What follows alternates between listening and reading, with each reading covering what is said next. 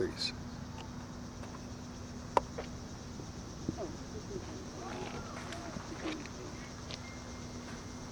Good morning, Zachariah Jackson, BASA News. Well, you know, an early start is better than a late start. And I'm here today. I'm interviewing Cynthia A. Johnson. I'm Jackson, but Cynthia A. Johnson for Congress, New Jersey District 10 for 2024. And they say we don't start early on things. That's right. Cynthia, you gotta, I'm gonna read the inscription you have here. Individually, one of us cannot fight against the powerful political structure in place, but together we can make an impact. I want to help people fight for their rights. This is the reason I want to run for Congress in the year 2024 election. Cynthia A. Johnson for Congress, New Jersey District 10, 2024. Yes. Cynthia, okay. Wow. Have you ran before? Yes, I've run in the last two congressional races. I usually come in third place. Okay. Yeah, so hustling hard and getting started early this time to try to make this work out. Well, Cynthia, you know, what inspired you to want to get out there and battle? Because that's what you're going to have to do. Yeah. You're coming in as not a Republican and not a Democrat. No. So you're coming in a serious independent. Yes. So what is it that made you want to, and is it the first time that you've been into the political arena? Well, this is the first time I've been in the political, well, actually I ran for district leader in Orange maybe about 8 or 9 years ago. Okay. But the majority of my life I've been thinking about, you know, how to make the society a little better, you know, based on the things that I've been through and what I've experienced all this time. I've found injustices in housing. We already know police brutality. Yes. We're looking at no accountability for the things that are happening, but these are the people that we're voting into office. However, they seem to forget us once they get into office. That check is more important than the people, and that's a major issue. Well, I guess it's kind of like, you know, when you have a cell phone and you have only 1 bar of energy left, and you know when you charge it up, you get to 4 bars. I think it's 4. And then once you, seem like once we get them in and they got the 4 bars, that we don't see them no more until run down to the one bar. Then they come and run there. They come to talk about our issues, but while they got the 4 bars, man, they riding high. They riding that highway. And the 1 bar doesn't come around until re-election Until time. re-election, right? You know, they've been dumped and whooped, and then they come running back, you know, and picnics and cookouts or whatever and everything, you know, all the concern, buy a lollipop for the baby. But once we charge them up. And somehow we fall for this on a all the regular time. basis. We go for the okie doke over and over. But we need, you know what I'm seeing? Because I'm out here interviewing people and talking to people. You know, I hate to go back in history, but when people are tired, man, you know, they're just tired of the same old. And I'm going to go back to the history, especially for those that box or whatever. When Joe Louis lost to Maximilian, the Nazi. Now, he said he wasn't a Nazi, but Joe wanted to make sure the next fight that if he was a Nazi, he's going to knock all that Nazi out of him. And that's what he did. Flat out. Flat out. And although Maximilian come back and to help Joe years later with money and all kinds of things or whatever. But, you know, had Joe not won, we don't know how that thing would have turned out. Yeah. So Joe knocked the Nazi. If there was anything that was going to come out, if he wasn't a Nazi, if it was just an inch of it, you know, Joe knocked it out of him. You being basically on the streets, as they put it in our community, it's not really the streets like we live on the streets, but everybody has streets, whether you're in a suburb or whatever, the streets that you go down. But we dramatize it. We use extreme language in our community. So you being out there on the streets, doing activist work already, is that correct? That's correct. Yeah. So you really know the gears. Yeah, some of the things that I've seen are absolutely phenomenal. But the worst thing that I'm seeing now is that the corporatization of the state of New Jersey. I'm sure it's happening all over the country, but what I'm seeing here is a nightmare. Yeah, and it's hurting the common people. Absolutely. I mean, after a while, I don't think none of us would be able to live here unless we have people like you in there to help us, because they want $9,000 for rent here and $30,000 for rent there. Can we afford it? Even with government subsidy, it's not helping. Food is at all-time high. So, oh man, so give us your platform. Give us your straight-out platform on what you plan to do when you get in office. Well, I tell you, there are a lot of things that I have in common with Democrats. Okay. Some with Republicans, some with the Green Party, Independents, none with liberal. But it's the, trying to fight hard for free education. That's a big thing for me. Right. Trying to fight for tenants' rights. Because what's happening is we're looking up and down the streets, and we're looking at urban blight kick in. Yes. But when urban blight kicks in, when the decay starts to happening, we know exactly what's going on, or I know what's going on. Exactly. A lot of people are turning a blind eye to it, and then they're waiting, and we start looking around, and we're looking at entire areas empty, and the next thing you know, big tall buildings are going up. So it's almost like we've been bought and sold, to the highest bidder. So the questions are, where in this does the city fit? So what I'm looking at is full accountability. Yes. I'm not looking for somebody to go to jail. That's not what it's about, all right? But let's look at what they give young men or young women for having a little bag of weed. Yes. Some of them get 20 years. Yes. Stealing a coat, get 20 years, all right? But then we've got the politicians, local, state, and municipal, that are selling us out, and they don't get charged with anything. All right, they get a slap on the wrist and they say, hey, why don't you resign your job? They lie to get in office and everything. We've seen it where they lie, and one lie after another lie after another lie, and they still got a job. Yeah. And if I work at ShopRite and I lie on my application, once they find out, they're going to get rid of me right away. No doubt. And that's one reason why so many people, so many young people today is turning a blind eye to the political system, because you already, you're basically saying that when you get in office, that you have a clean slate for anything that you do. And I mean, a person would have to be blind not to see that some of the behaviors of a lot of our politicians and get away with it, man. It's like, I mean, my God, you lie about this, you lie about that, you lie about your great-grandmother. And you still got a job. Criminality. Yes. All right. And you still got a job. Yes. I mean, people ought to come out and somehow protest for that. Oh my God. So it's frightening. Yeah. And you're sitting in a good position now. So what I can promise is that I want to have overview, Yes. oversight of many of the things. I'm telling you, in East Orange alone, well, actually in Newark and Orange, there are issues with code enforcement. So all of the things that we go outside of the state for, and now I'm back to tenants' rights again, because that's what I'm fighting the hardest for right now. Okay. Code enforcement is not doing their job. And I've said this to the mayor, I've said it to the code enforcement directors, I've said it to everybody. When we look around and there are slumlords running around, I guess I have to be careful with that word, huh? Not really, because I tell you, in the city of Plainfield, New Jersey, which is west of here, Central, almost, I think they call it Central Jersey, that they had to close down the big building, and I mean, when the news media went in there, you'd be surprised that, I mean, now I'm a person. Let me say this here to the camera, that I've never not paid my rent, but I believe that if I lived in one of those buildings, you wouldn't have got no rent, because I would have tried to look for another place. But these people were living there. They had water, holes in the wall, and everything, And I think there's a building in Orange now, or it's questioning, a question mark. Central Avenue? Yes. It was a question mark about, the behavior of the slumlords, because that's what they are.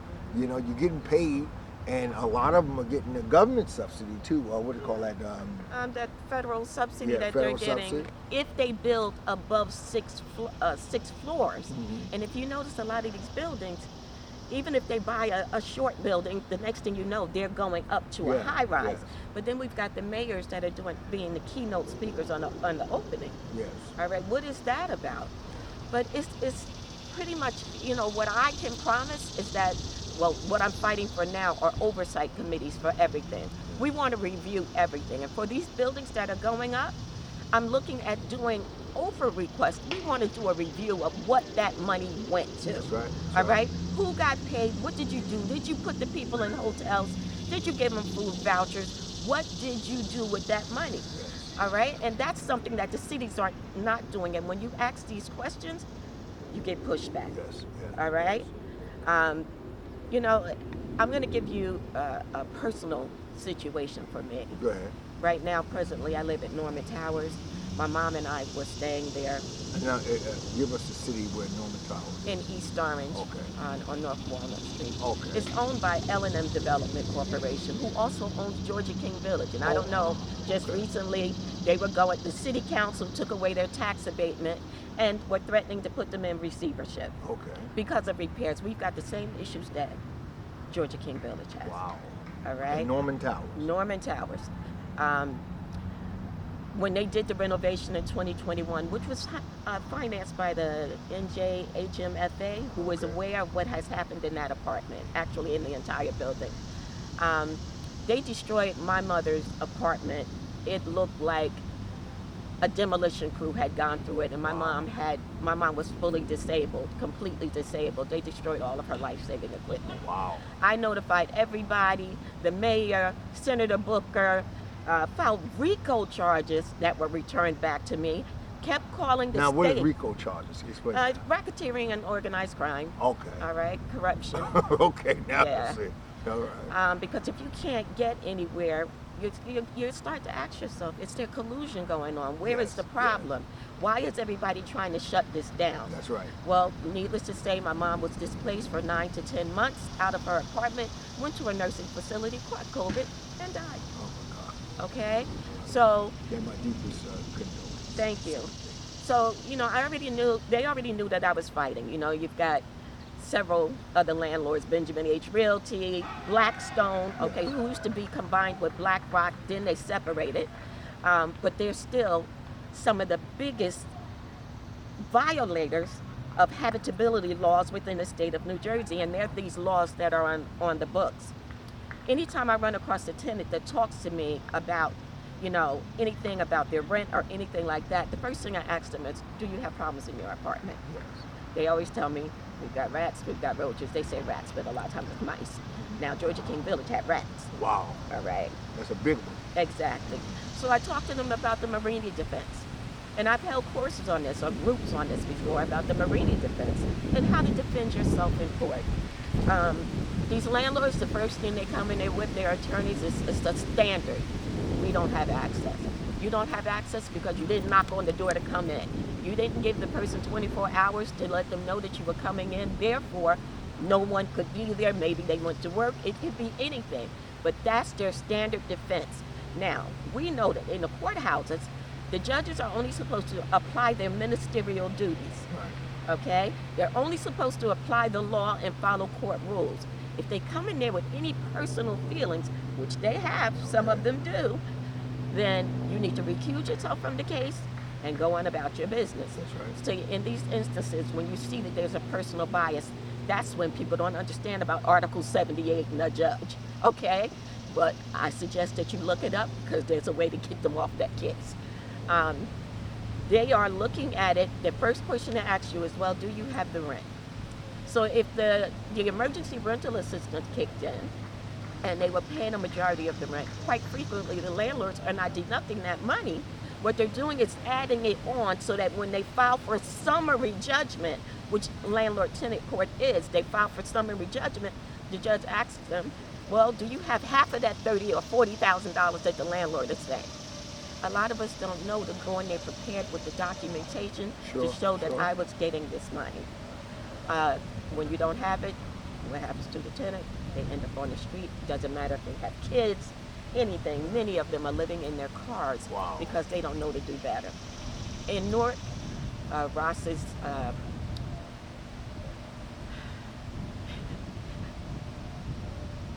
fix was to build these containers over there. I don't know, have you seen those containers? Containers?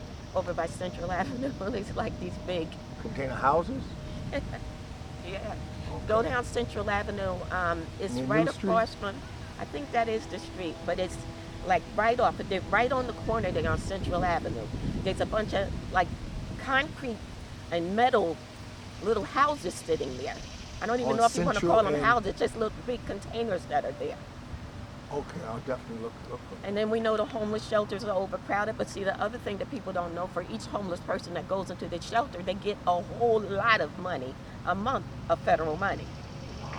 So All it's right? not just actually a free slate. Exactly, exactly, Each bed is accounted for exactly, economically. Wow. exactly. Wow. So there's a lot of ins and outs with this. So my goal is to try to enforce or to maintain and try to to move forward with. Number one, we need Roe versus Wade back, because somehow these conservatives think that the only people that have these abortions are young black women. Yeah. All right, that's not true. Everything is blamed on the black American. Exactly.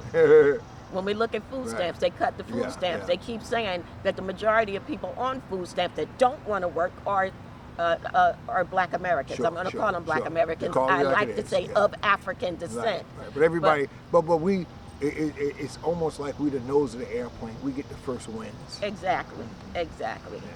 So all of the things are misnomers that they have directed at the population, but that goes back centuries. Yes. Okay, they're reversing anything. When I look at this Ron DeSantis situation with the book banning, Yes, yes. all right, if we're not looking at 100 years, 200 years, 300 years Yeah. back, where black people weren't allowed to read. That's right. So you don't Those are want law. to allow anybody to know what you've done. Your Oh, contributions. exactly. To this great All right? nation. So you know that you were the initiators of slavery. Yes. You initiated the transatlantic slave Yes. trade. You brought us all over the place, and now you're mad because we're here. And you don't want us to hit a home run, and I think that's one of the things too, that you don't want us to win in no capacity. Exactly. You wanna really just knock us off. That's right. Always So, 2 steps to yeah. 3 steps behind everybody Yeah. else, and Mo- then you blame us for Yeah. our living Want to circumstances. moonwalk on us. Break dance on us. Break dance, that's right. Spin it on your neck. Want to take it on us to have nothing. Yes. So now, Cynthia, if someone wanted to donate to your campaign, how would they do that? Well, my little lady friend right here with the camera is my treasurer. Yeah. Her name is Mary Williams, the accountant. So I do have a website. It's Cynthia A. Johnson for Congress NJ10. It's long. Right now, my website is being worked on. I actually own the domain. We're trying to restructure it right now. But I also, is my address on the flyer? Just my phone number, right? Yeah, just your phone. So right now, if No, anybody... your My- internet yeah. address is. Yeah. But do you have a GoFundMe? But you know what? That's a good idea. I will start a GoFundMe, and then that'll be it. Because I've got a lot of college Cash App students, also. right? Cash App also. Okay. Yeah, All yeah. right. People, We'll it's start very, all it's of very that. easy. It's, Okay. you know, and one thing about money is sometimes, you know, we so used to having tangible dollars. Yes. It's harder to give that tangible dollar than it is to Cash App someone. It's a mental thing, you know. You can Cash App somebody, or Cash App $30, Cash App $50, but to actually give them that money, you know what I mean? Sometimes you gotta wrestle it from somebody's hand. They want to give it to you, but you gotta wrestle it. But you know, Cash App and everything, and the other Cash Apps out there. I think Google have a Cash App too, but it's, you know, under Google app or whatever. I'm frequent with Cash App because I even have a Cash App credit card. Okay. Yes. So, So all right. I'll start all of Yeah, that. yeah. I mean, I know I have Venmo right now, Yeah. and the last campaign I had an account set up, and I think it's called a Stripe account. I had that, but Well, now you know, I'm starting again. Cash App is like the Chevrolet car. You know, I remember years ago everybody had a Chevy. You might not have nothing else, but you had a Chevy. You know, but that's what Cash App is. I believe. All right. Yes, So it is. I will get all of that, and Yes. I'll update it, and I'll send it to you. Yes. Okay. Is there a telephone number that you can reach that? Yes, 862-621-9080. Okay. All right. Again, this is Zachariah Jackson. Goodbye.